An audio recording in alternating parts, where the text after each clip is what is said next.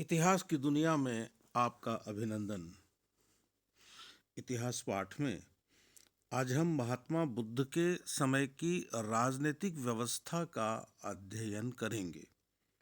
मित्रों, मेरे हाथ में जो पुस्तक है उसका नाम है प्राचीन भारत का राजनीतिक एवं सांस्कृतिक इतिहास भाग 1।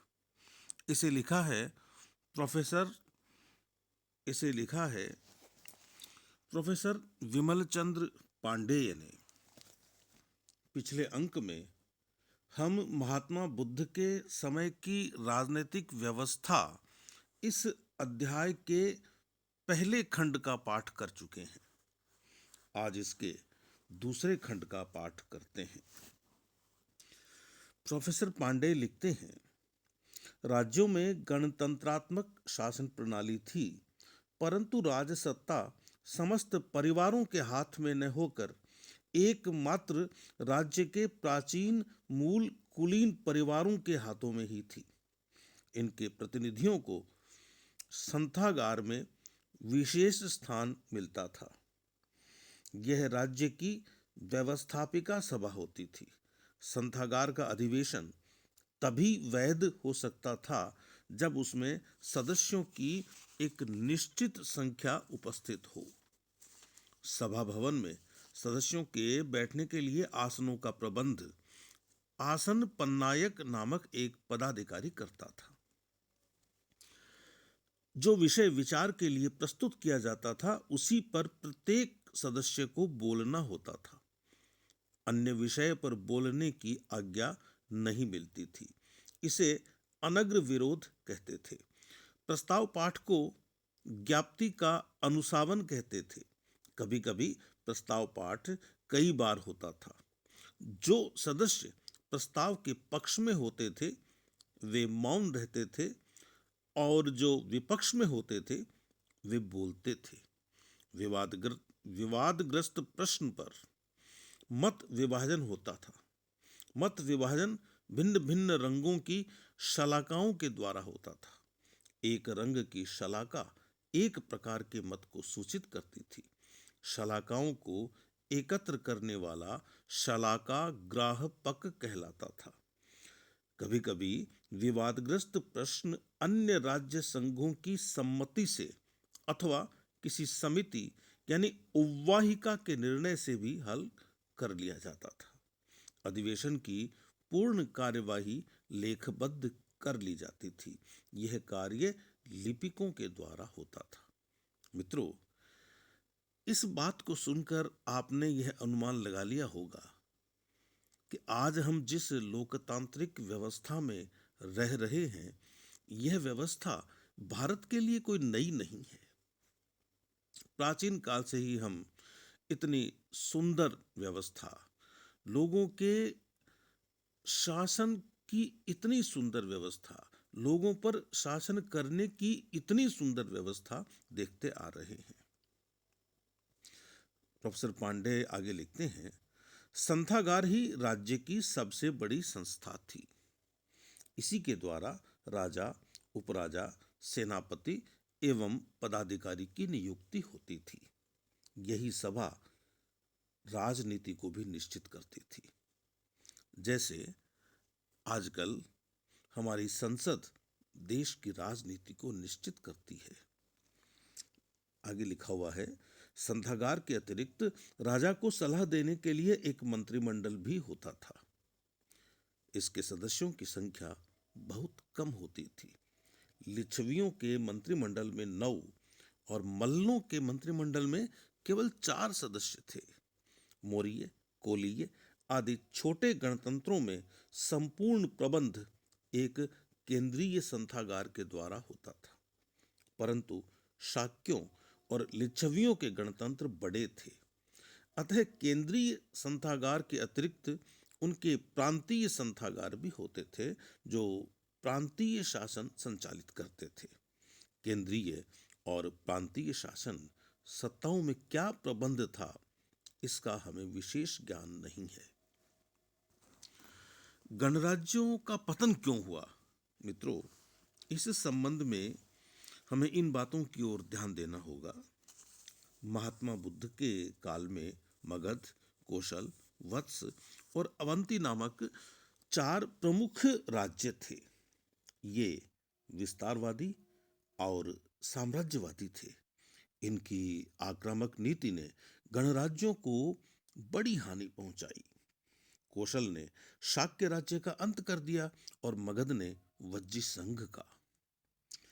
डॉक्टर जायसवाल का मत है कि समुद्रगुप्त की साम्राज्यवादिता ने गणतंत्र का अंत कर दिया, परंतु यह सत्य नहीं है। प्रयाग प्रशस्ति से प्रकट होता है कि उसकी पश्चिमी सीमा पर मालव, योधेय आदि 9 गणराज्य जीवित थे। सिकंदर के आक्रमण के समय पंजाब और पश्चिमोत्तर सीमा प्रांत में अनेक गणराज्य थे, परंतु वे सिकंदर का सफलतापूर्वक सामना न कर सके। उनकी इस असफलता ने गणतंत्रात्मक शासन तंत्र की लोकप्रियता को घटा दिया।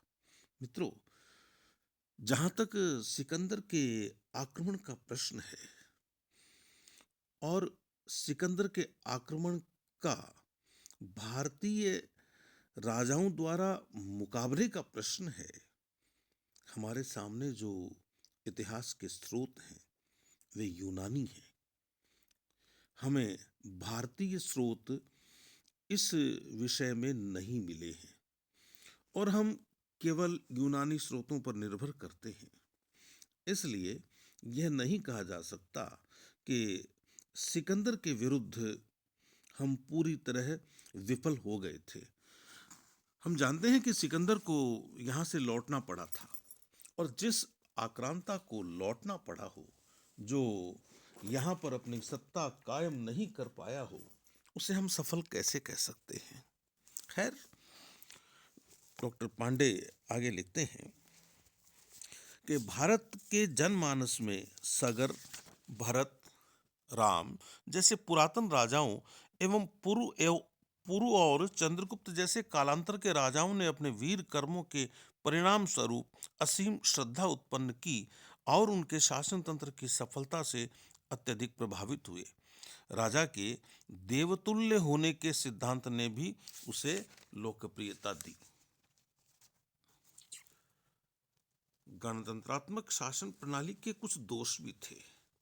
इस प्रणाली के अंतर्गत जो विचार स्वतंत्रता दी गई थी, उसने पारस्परिक कलह को जन्म दिया और प्रत्येक राज्य में पृथक पृथक नेताओं के अपने गुट बन गए। मित्रों, राजनीति में इस तरह के गुट बनना कोई नई बात नहीं है।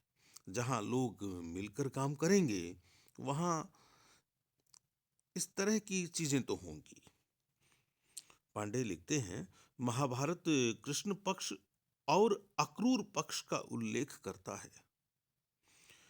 संथागार की लंबी बहस के कारण तुरंत कार्यवाही करना कठिन हो जाता था।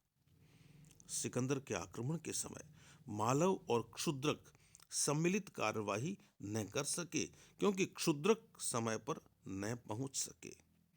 कपिलवस्तु के शाक्यों ने अपना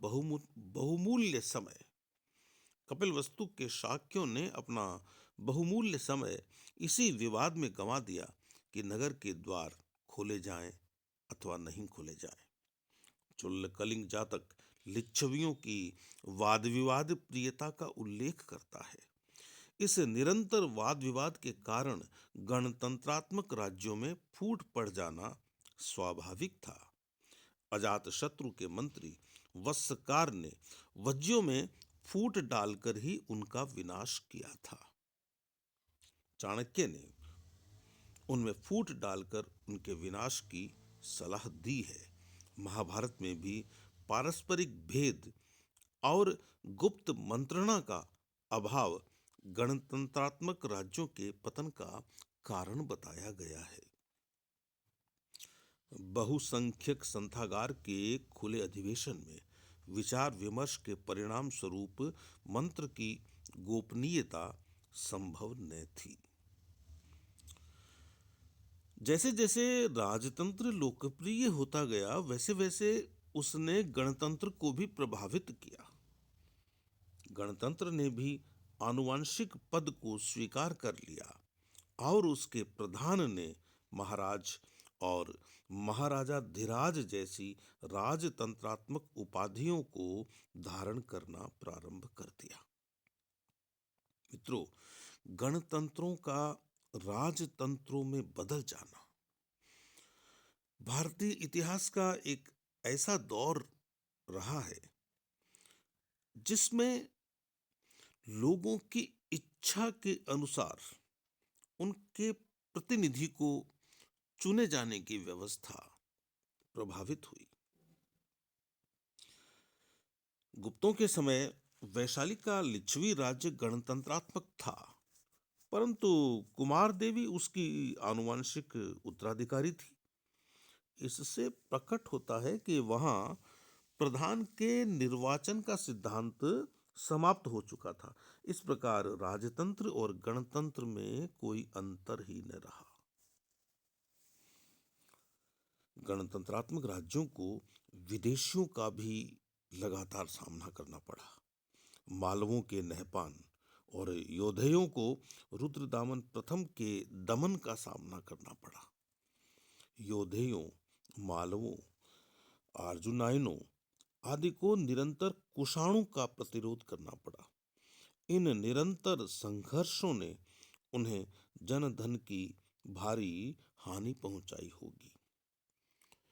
तो मित्रों, इस तरह हम देखते हैं कि महात्मा बुद्ध के समय की राजनीतिक व्यवस्था में जो गणतंत्रों का पक्ष था, वह पक्ष किसी समय तो बहुत प्रबल था, लेकिन धीरे धीरे वह कमजोर होता चला गया और इन गणतंत्रों पर राजतंत्रों ने कब्जा कर लिया, या इन गणतंत्रों का स्वरूप राजतंत्रात्मक हो गया। ऐसी बात नहीं है कि पूरे देश में गणतंत्र ही थे। कोई समय रहा होगा, कोई युग रहा होगा जब गणतंत्र ही थे, लेकिन इन गणतंत्रों का धीरे धीरे राजतंत्रों में परिवर्तन हो गया।